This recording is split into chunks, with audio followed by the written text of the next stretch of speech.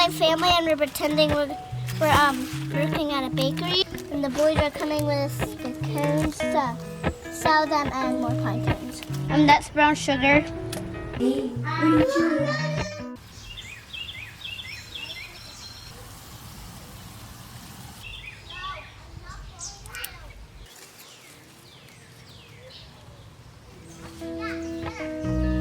I feel like I don't cook as much in the summer, but I enjoy it so much more because of all the fresh ingredients and some of the things I can even grow at my own home, you know, like this basil here. But yeah, I thought I'd just take you guys along on a week or two in my life, show you what we're cooking.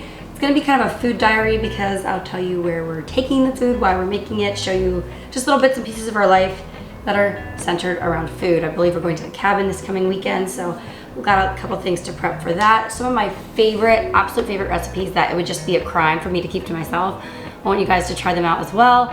And as always, I will link everything down below or type it out in the description box. But yeah, I started out my morning picking a ton of basil. I need to wash it first.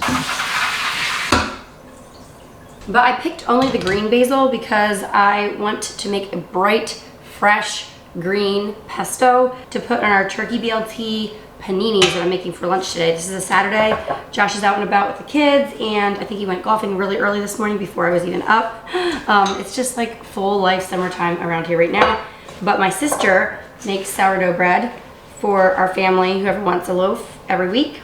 I pay her for it, and we love it so much. So we're gonna have turkey BLTs on sourdough with homemade pesto. If that is not a great way to start out a food video, I don't know what is. I am a Mennonite, which actually ties in a lot with the way I cook, and we don't have food restrictions or anything like maybe the Jewish faith would, but food is still a big part of our culture.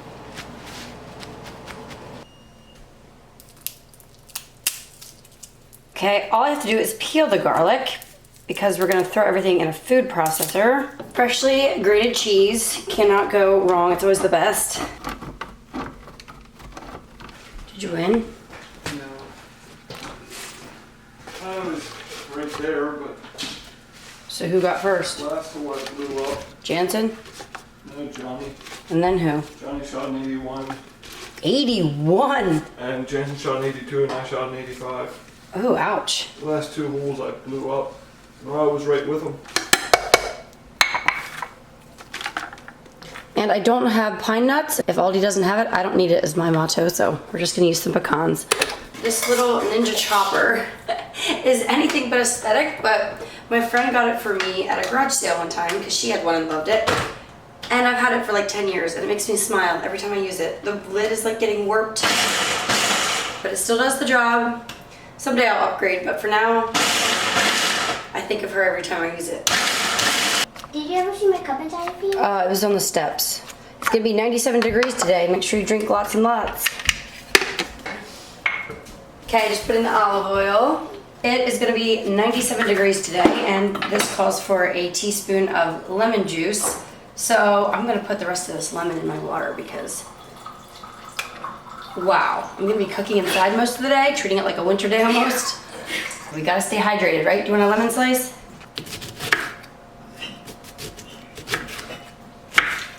Here, put that in your water bottle. Plenty of salt and pepper.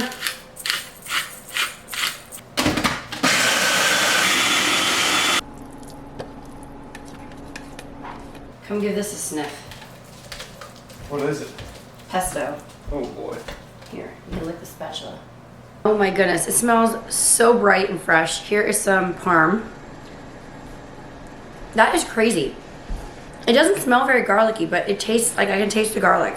Very, very good. Perfect balance. I love that recipe, and I think that's gonna be my go-to, and the pecans worked fine. I'm not gonna eat this, I'm gonna get lunch going. And then we'll eat it the way I intended all along. All for the better, we turn and walk away.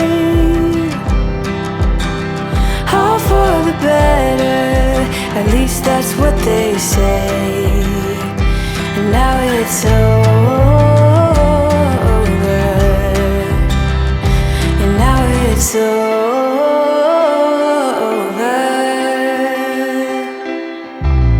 Wish we had done this, wish we had done that. Wait another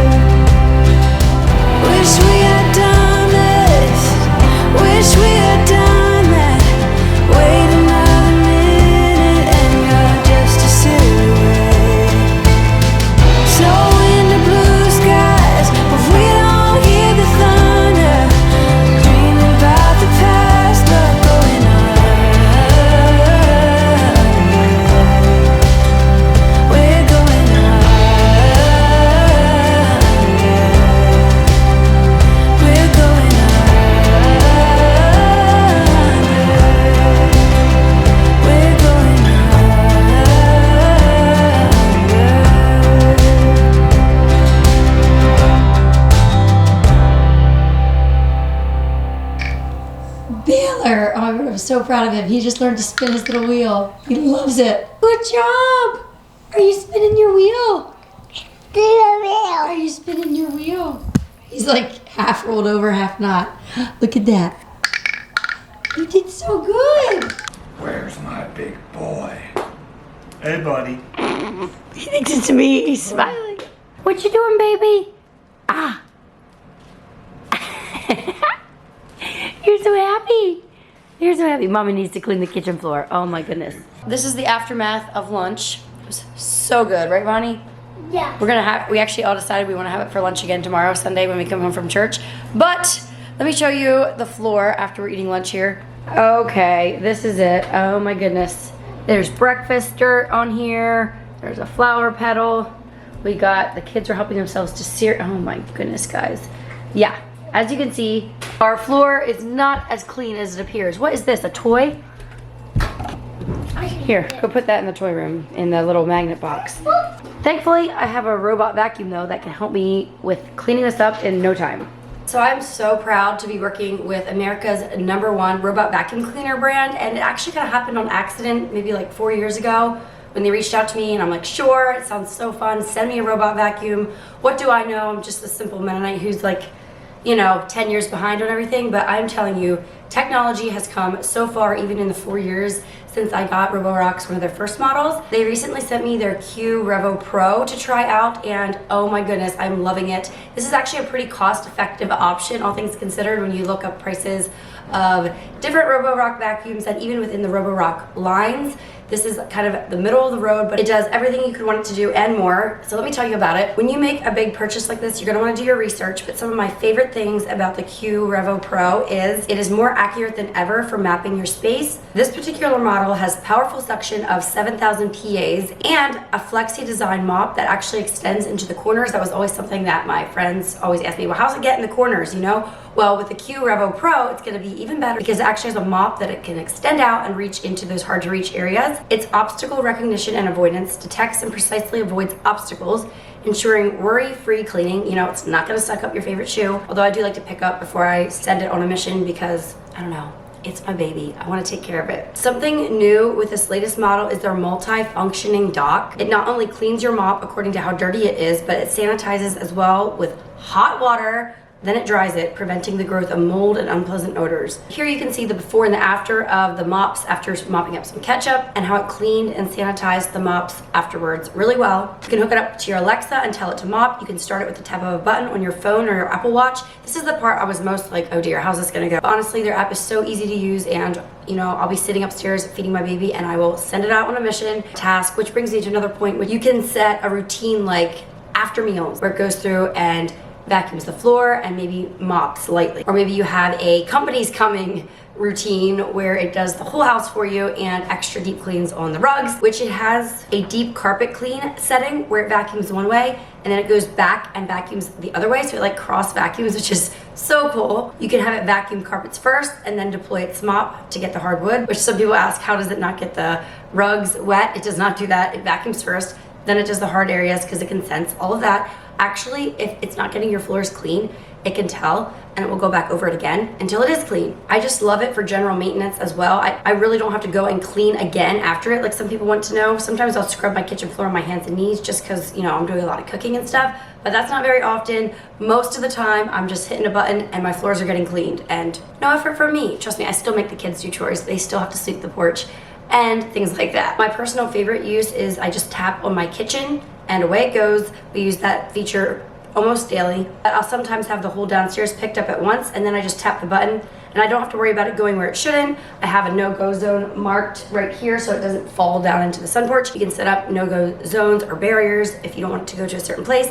Our Christmas tree in the wintertime, I always draw a box around that area so it knows to stay away from the presents and not to, you know, bump into them or anything. So click the link in my description box to learn more, because there's so much to learn about the Q Revo Pro from Roborock. And right now, during Amazon Prime Days until July 20th, you can get $300 off of the Q Revo Pro. And it's available in most Target stores as well. So hope I piqued your interest. It is just crazy. What would my great grandma think if she had this technology at her fingertips? I cannot imagine how productive she would have been. Honestly, sometimes I'll have it vacuuming right here in my kitchen while I'm cooking, just because I hate cooking in a mess. Like, this was driving me nuts this morning, but I wanted to show you guys a good before and after. So anyway, it is seriously as painless and easy as I'm making it sound. After you have it set up, you are good to go. I actually passed one of my Roborock, since they give me new models here once in a while. I actually passed one of those on to my mom, and she uses it all the time as well. So thank you so much to Roborock, one of my oldest partnerships on this channel.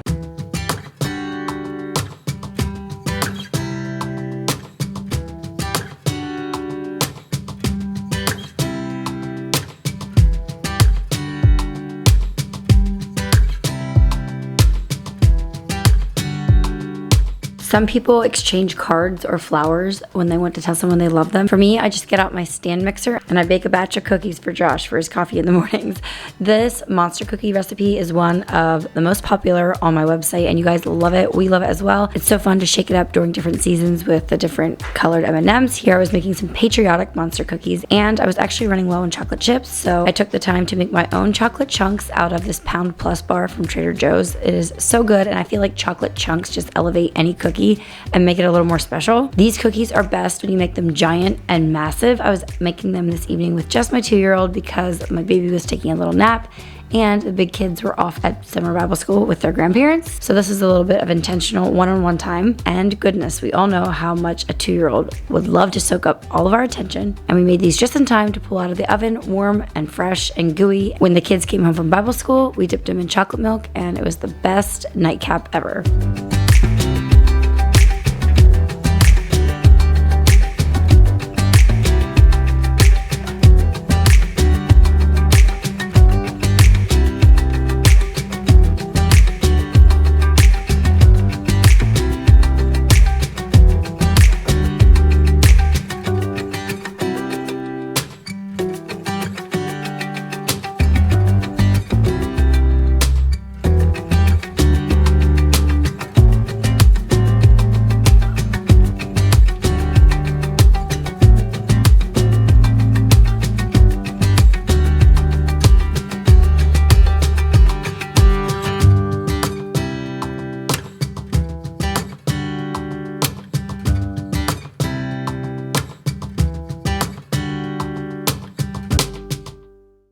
So you know how sometimes a mood will strike you and you just have to clean out that one specific closet or drawer, or your porch is just driving you nuts and you want to go out and scrub it? Well, I was feeling a little convicted, a little less than, shall we say, about my cooking recently, and I decided I wanted to cook my family a delicious, exciting, fancy feast of a meal, as my daughter likes to call it. And so I settled on pork tacos because we had a couple pounds of leftover pork that Josh had smoked when we went camping earlier this spring, and I had just been craving that fresh Mexican flavor. This wasn't necessarily hard, I was in the kitchen most of the day. You'll see here.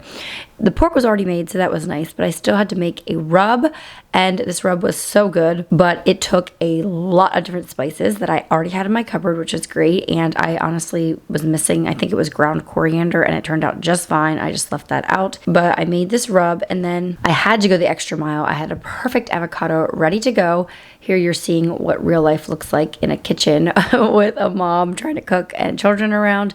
This is just real life, and it's not a problem, honestly. I know it might seem like I'm getting distracted, but no, I was expecting this all along, guys. You're just always back and forth with the baby, and you don't even see half of it on camera.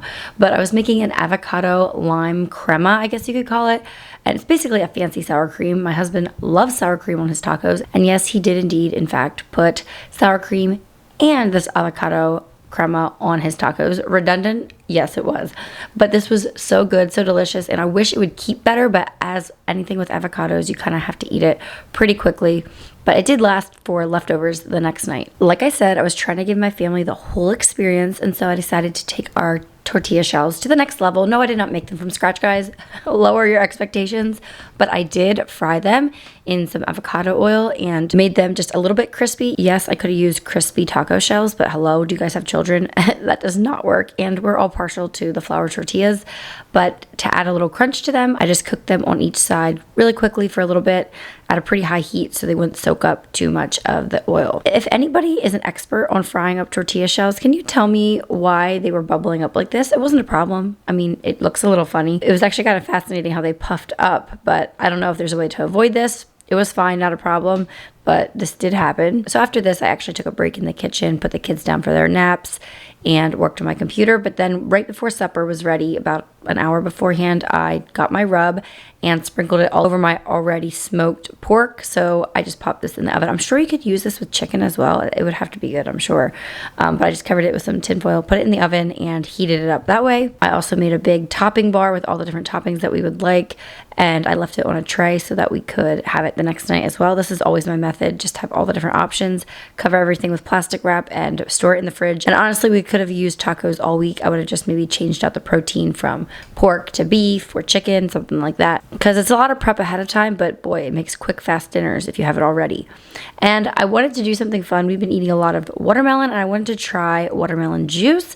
Honestly, this was a little underwhelming. It was really fun to make and really pretty. It was just basically watermelon and lime. And then instead of corn on the cob, I wanted to use up my last packs of corn that were in the freezer, because yes, we're gonna have a corn day again this summer and make more fresh corn for the freezer.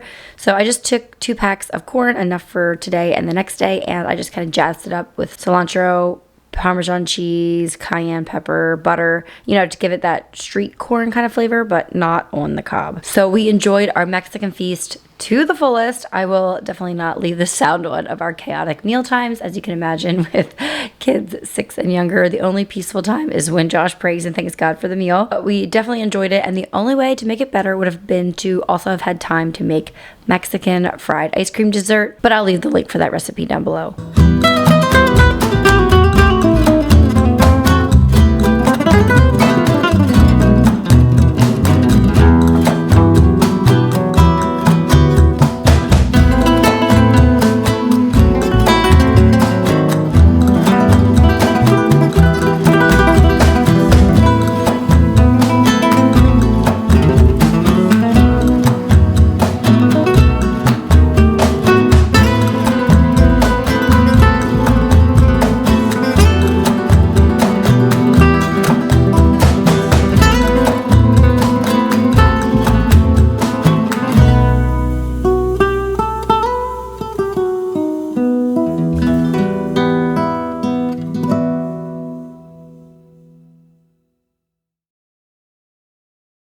Okay, one of my favorite side dishes for summer is these mashed potatoes that I'm gonna share with you. They're so much better than like basic mashed potatoes. I make these for guests, I make them for our family. You don't even need gravy on them, they're that good.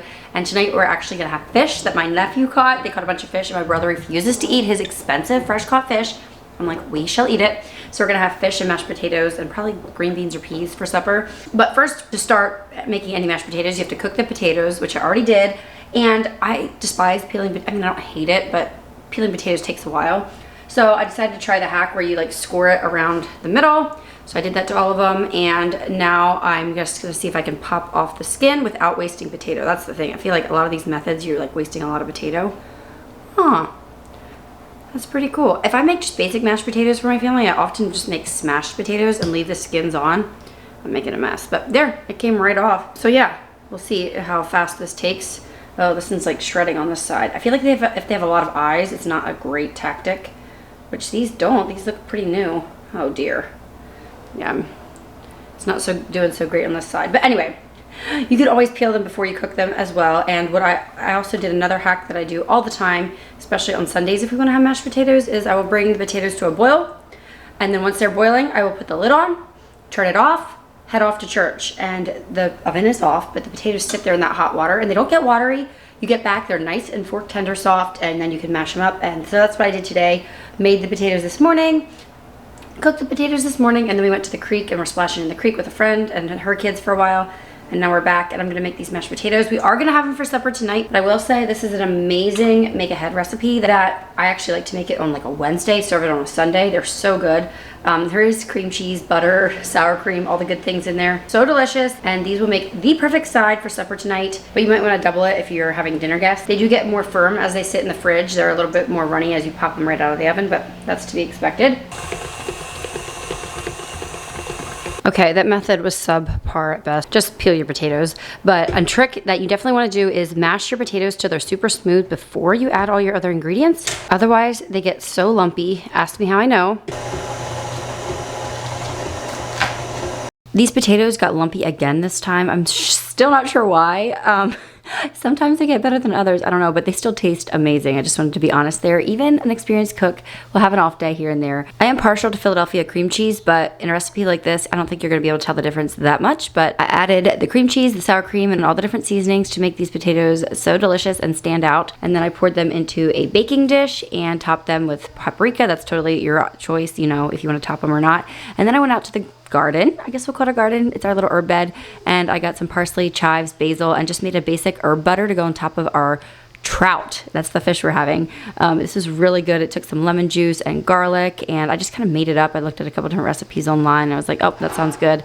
Just kind of an herby butter to go on top of the fish, and this did not disappoint. All the garlic and stuff was so good. And then I shook some basic seasoning that we had. We love this brand, and the SPG seasoning stands for salt, pepper, and garlic. Popped it on the smoker. Obviously your grill works just as good, but that smoked flavor really drew through as I cooked the fish, and it was so good, and it had amazing texture as well.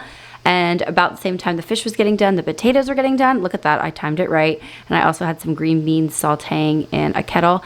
It is green bean season over here, and my mom actually had to plant a second picking. We plant them over at the farm where I grew up, and she had to plant a second picking because they were just not giving a lot. It's just been so hot here. Now it's time to plate everything up, and I just like to do this because then I don't have to pass dishes, hot dishes with little kids. Just not a great mixture.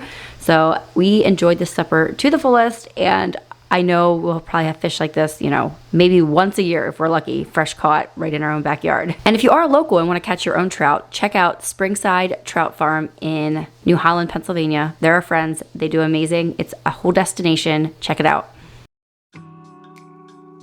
Good morning. So today I started out by grinding some fresh coffee. I like to use the Mama Java coffee grounds, and I will include a link down below that if you decide to order through them, you will get a discount with the code Megan5.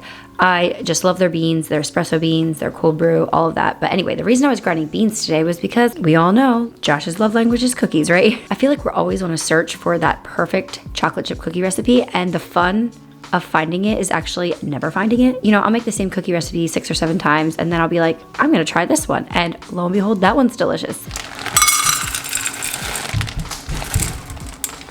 And while I do have one of my versions of an amazing chocolate chip cookie on my website, today I was trying the one from this cookbook here, so I can't share the recipe, but I will tell you the secret ingredient is going to be a teaspoon of ground coffee, very finely ground espresso actually. So if you want to try this for yourself, maybe take your favorite chocolate chip cookie recipe and add a teaspoon of espresso powder, ground espresso, whatever you want to say, and see how it affects the recipe. I mean, you never know. I don't know. Or just buy this cookbook. I believe it's the Farm Wife Co. who puts this out, and it's a very beautiful cookbook. So can't say I've made a ton of the recipes in it yet, but these chocolate chip cookies have been Josh's favorite, and he was delighted to come home to these.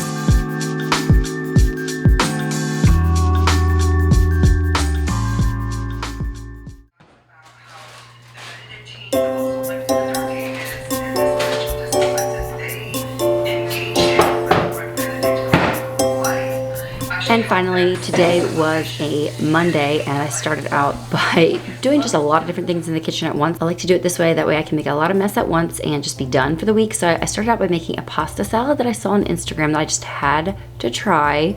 This has pickles in it, of all things. Pickles and pickle juice in pasta salad, absolutely. So I just cooked the pasta and then soaked it in pickle juice, which we love to make our own pickles, but these were those fresh cut dill pickles from Aldi. We used that juice, had those soaking in the fridge for about an hour while I prepared all the toppings for the pasta salad.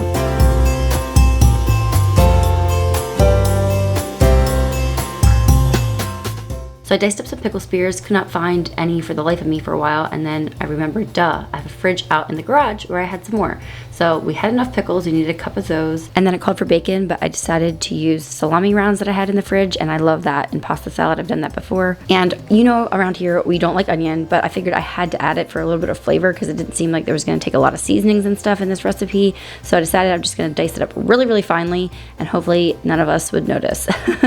And then the goop that went on top also took some pickle juice. So always use a mason jar when you're making a sauce for something that needs stirring. Then when you don't have to stir, you just stick it in the mason jar and shake, shake, shake.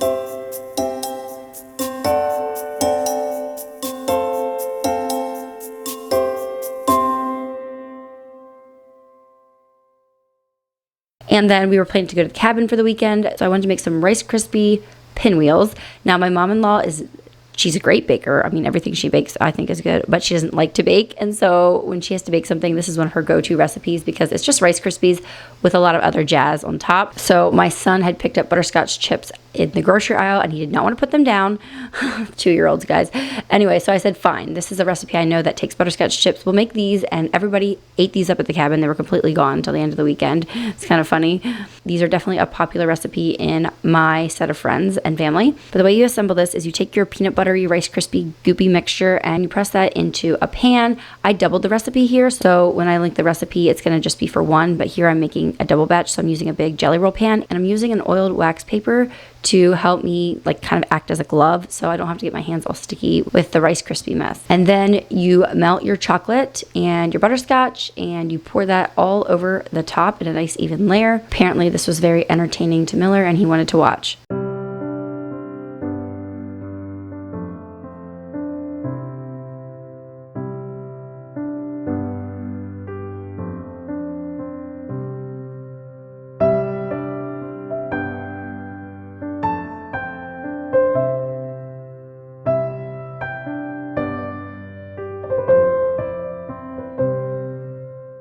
So after I did that, I set it in the fridge to chill a little bit because you can't really, this is messy enough already, guys. If you do it while the chocolate and butterscotch are still really wet, it's just even more of a mess. So I put that in the fridge and stirred up our pasta salad, assembled that, and we had a little bit of that for lunch. I will say 2 out of the 4 of us loved it, and the other 2 tolerated it, but that's to be expected. I did add some Parmesan cheese and green olives because I had it on hand and I thought, why not? But I will link that Instagram reel down below for you. Then I went back to the Rice Krispies again and I just kind of worked my way around and got it loose off the tray. And then you just kind of curl it around into a pinwheel, as you can imagine. If you ever made a jelly roll or a pumpkin roll, anything like that, that's kind of the same method. And I will admit, this was a little frustrating. I'm not sure why it was so messy, but you know, it's fine. I'll give you a few tips here. Definitely press as you go and go slowly, packing everything together so that it's nice and tight. And then when you go to cut them, maybe use a serrated knife if you have it. And then I wrap them each individually and then I press them together a little tighter once they were in this plastic wrap. That worked really good.